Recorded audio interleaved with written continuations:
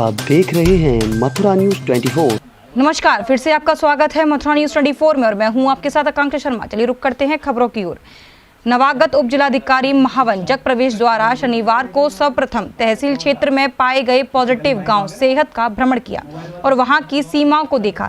सीमा पर तैनात पुलिसकर्मियों एवं गांव की व्यवस्थाओं के संबंध में उनके द्वारा सीओ महावन विनय सिंह चौहान एवं सामुदायिक स्वास्थ्य केंद्र प्रभारी डॉक्टर विजेंद्र सिंह सिसोदिया से जानकारियां हासिल की और गाँव की पूरी व्यवस्थाओं के संबंध में उनसे पूछताछ कर उनको और मजबूत करने के लिए सभी को निर्देशित किया। साथ ही उनके द्वारा महावन तहसील में बनाए गए सेंटर होम का भी निरीक्षण किया और उनकी व्यवस्थाओं को देखा। इस दौरान उनके साथ तहसीलदार महावन, सीओ महावन और सामुदायिक स्वास्थ्य केंद्र प्रभारी डॉक्टर विजेंद्र सिंह सिसोदिया मौजूद रहे।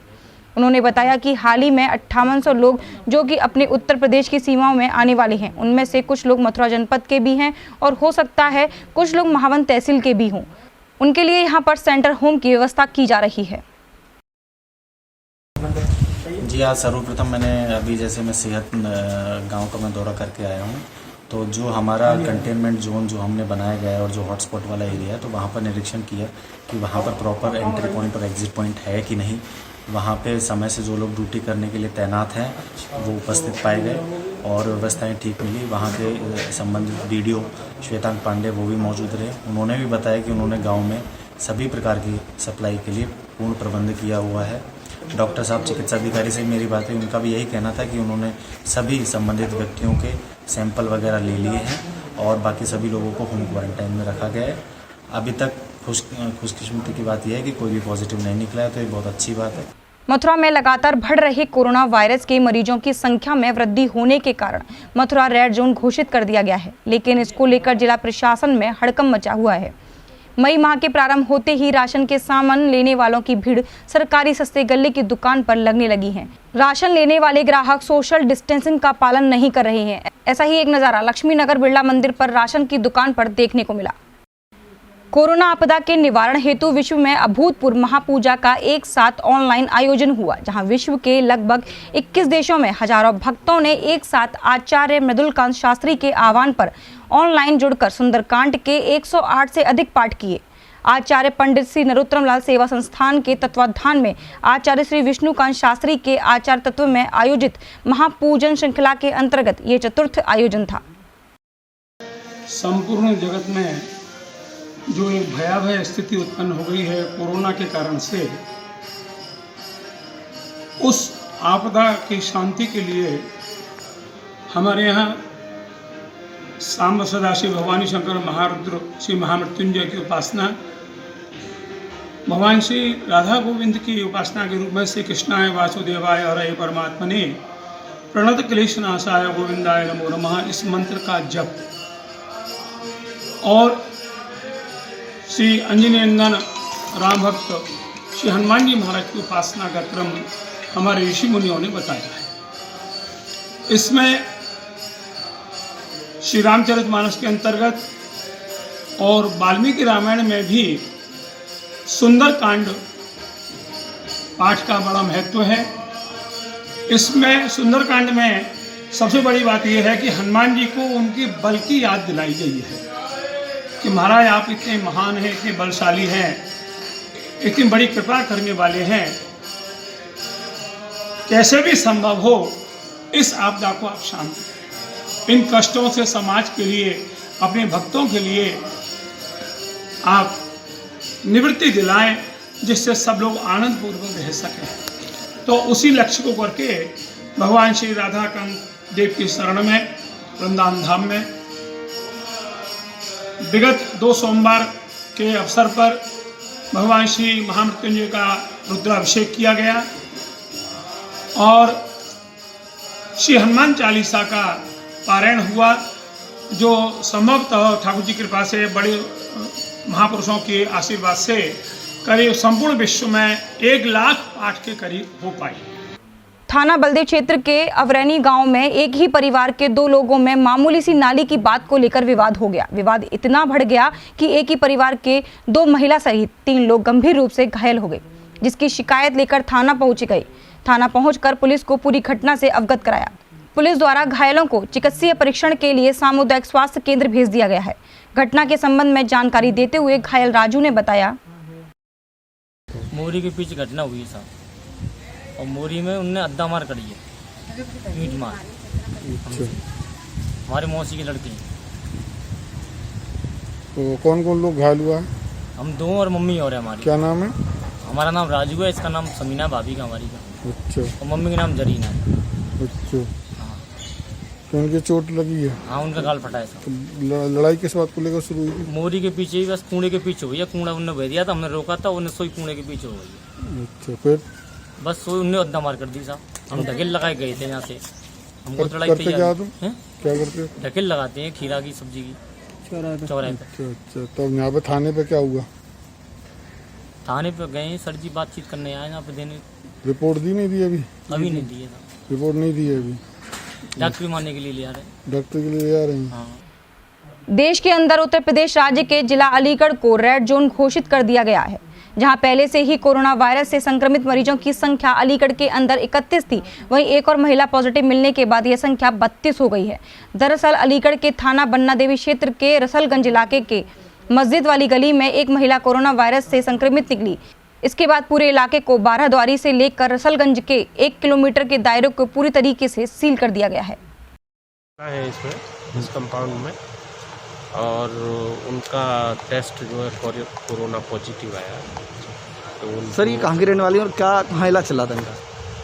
इनका जैसे अभी अपता चला है कि इनकी थोड़ी तबीयत खराब हुई, तो एक तो इन्होंने ऐसे ही जो यहाँ पे मेडिकल स्टोर है इनमें से अपना सिम्टम बता के कुछ दवाई खाई। फिर उसके बाद में इनके जो हस्बैंड हैं वो AMU से रिटायर्ड कर्मचारी, तो फिर बताया गया कि ये वहाँ से AMU में दिखा के भी इनका वहाँ से ट्रीटमेंट चल रहा है। अभी इस पूरे कंपाउंड में 19 फैमिली रहती हैं, तो लगभग हम मान के चल रहे हैं कि 100 के करीब इसमें मेंबर होंगे। तो सभी का हमें टेस्ट करवाना है और पूरा अंदर सैनिटाइजेशन का काम चल रहा है। तो इस पूरे कंपाउंड में जितने भी छोटे से लेके बड़े जितने भी लोग हैं सभी का सैंपलिंग अभी शुरू करवा देंगे। वरिष्ठ पुलिस अधीक्षक अलीगढ़ मुनिराज जी के निर्देशन में समस्त क्षेत्राधिकारी थाना प्रभारियों द्वारा अपने अपने सर्किल थाना क्षेत्रों के संवेदनशील स्थानों मिश्रित आबादी में सोशल डिस्टेंसिंग का पालन करते हुए मैं पुलिस बल के साथ फ्लैग मार्च किया। इसी के अंतर्गत सिविल लाइन क्षेत्र में भी क्वारसी चौराहे से लेकर जोधपुर चौराहे तक क्वारसी थाना पुलिस क्षेत्राधिकारी के नेतृत्व में एक फ्लैग मार्च निकाला गया, जिसमें लोगों को इस वैश्विक महामारी कोरोना वायरस के प्रति जागरूक किया गया और लोगों से घरों में रहने की अपील की गई। और फ्लैग मार्च में एक गीत के माध्यम से लोगों को बचाव के तरीके व इस खतरनाक वायरस के विषय में बताया जा रहा है। तो सुनिए इस गीत में क्या कहा जा रहा है। जागरूकता अभियान में क्या कहेंगे? देखिए, जनता को जागरूक करने के लिए ये फ्लैग मार्च किया जा रहा है। सभी से निवेदन किया जा रहा है कि लॉकडाउन का पालन करें, अपने घरों पर रहें, अनावश्यक रूप से सड़कों पर न निकलें, मुंह पर मास्क लगा कर निकलें, और अगर घर में रहेंगे सुरक्षित रहेंगे, ये शहर सुरक्षित रहेगा, प्रदेश सुरक्षित रहेगा, हमारा देश सुरक्षित रहेगा। जनता को जागरूक करने के लिए बार बार हम लोग निवेदन कर रहे हैं और ये फ्लैग मार्च किया जा रहा है। पुलिस कप्तान मुनिराज जी ने आज विजयगढ़ कोतवाली का औचक निरीक्षण किया। कोतवाली प्रांगण की साफ सफाई से विशेष प्रभावित एसएसपी ने कोतवाली स्टाफ व कोतवाली प्रभारी विनोद कुमार की तारीफ के साथ पुरस्कृत करने की संतुष्टि की। एसएसपी के अचानक आगमन की खबर भी कस्बा में लगी तो कुछ समाजसेवी व राजनीतियों ने सामाजिक दूरी से अभिवादन किया। आज मैं आकस्मिक निरीक्षण करने के लिए आया था यहाँ विजयगढ़ थाना में। आके देखा कि थाना परिसर बहुत साफ सुथरा है। एसएचओ बहुत मेहनत कर रहा है, वो अपना इच्छुक से पूरा थाना का परिसर का साफ सफाई और उनका रंग पुताई भी कराया उन्होंने, कितना भी पैसा लगा। और थाना में पौधा लगाने के भी उनके मैंने निर्देश दिया हूँ, ज़्यादा से ज़्यादा पौधा लगाएंगे। और थोड़ा बाउंड्री की कमी है, उसको उन्होंने प्रस्ताव भेजे, बाउंड्री बनाने के लिए भी कह दिया। और बाकी थाना के रजिस्टर्स के भी और पेंडिंग इन्वेस्टमेंट के भी निर्देश दिया मैंने जल्दी से डिस्पोजल करने के लिए। और बाकी यहाँ पर अच्छी है व्यवस्था। लॉकडाउन के चलते बाहर फंसे यूपी के श्रमिक मजदूरों को उत्तर प्रदेश सरकार ने वापस बुलाना शुरू कर दिया है। बता दें कि इस वैश्विक महामारी के चलते समस्त भारत में लॉकडाउन लागू कर दिया गया है। इसके चलते उत्तर प्रदेश के श्रमिक मजदूर जहां कार्य कर रहे थे वहीं फंस गए थे। उत्तर प्रदेश सरकार ने उन सभी मजदूरों को वापस बुलाना शुरू कर दिया है। उसी क्रम में उपजिलाधिकारी अंजनी कुमार सिंह व तहसीलदार सुरेंद्र सिंह के नेतृत्व में राजस्थान से आए करीब 12 श्रमिक मजदूरों का डॉक्टरी परीक्षण कराया गया। वहीं सभी मजदूरों को शिवदान सिंह इंटर कॉलेज के शेल्टर होम में ठहराया गया। इसी के साथ उपजिलाधिकारी अंजनी कुमार सिंह ने जानकारी देते हुए बताया कि आज राजस्थान से करीब 12 श्रमिक मजदूर आए हैं। उन सभी का डॉक्टरों की टीम द्वारा चेकअप करा दिया गया है। सभी श्रमिकों को एक लाल शेल्टर होम में ठहराया गया है। वहीं शेल्टर होम में सभी श्रमिकों को चाय, नाश्ता, खाने पीने व रोजमर्रा की आवश्यक वस्तु मुहैया भी कराई गई हैं। करीब 15-20 लोग जो है जयपुर से आने वाले हैं। उसी क्रम में हम लोग यहाँ आए उनकी थर्मल स्कैनिंग के लिए। तो यहाँ आकर पता चला है कि 12 लोग आए हुए हैं। उन सबकी थर्मल स्कैनिंग की गई है। उन सब में से किसी को भी जो है टेम्परेचर ज़्यादा नहीं पाया गया है, सभी नॉर्मल है और सबको यहाँ पे क्वारंटाइन करने के लिए बोल दिया है। सर किन्हीं लोगों से जानकारी भी ली गई है, उन्हें कोई खांसी परेशानी तो नहीं है? हाँ, उन सबसे पूछताछ भी की गई और किसी को कोई लक्षण भी नहीं थे कोरोना के, इसलिए अभी फिलहाल एहतियात के तौर पर उनको 14 दिन के क्वारंटाइन में रखा गया है।